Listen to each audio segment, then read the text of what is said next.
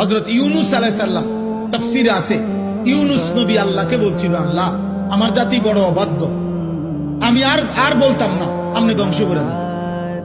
তখন তাফসীর আছে ইউনূস আলাইহিস সালামকে আল্লাহ বলছিলেন, ওই যে এখানে একটা লোক মাটি দিয়া মাটির পাত্র বানাইছে অনেকগুলো, তুমি একটু তার কাছে যাও তো।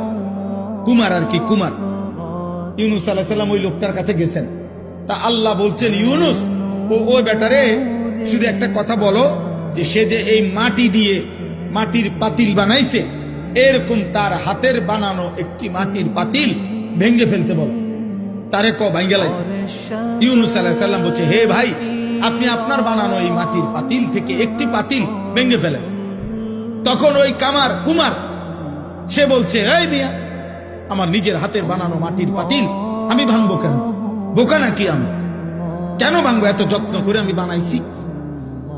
আল্লাহর কসম, ইউনূস আলাইহিস সালামকে আল্লাহ তাআলা তখন ডাক দিয়ে বললেন, ইউনূস, মাটির পাতিল যে বানায়, এমন এক মানুষ যদি এক সাধারণ মাটির পাতিল নিজের হাতে বানানো ভাঙতে না চায়, আমি যারে মায়ের পেটে 9 মাস রেখে নিজের হাতে সাজাইছিলাম, আমার দেওয়া চোখ নাক কান দিয়ে আমি বানাইছি যারে, আমার সেই বান্দাকে আমি কেমনে জাহান্নাম দিই?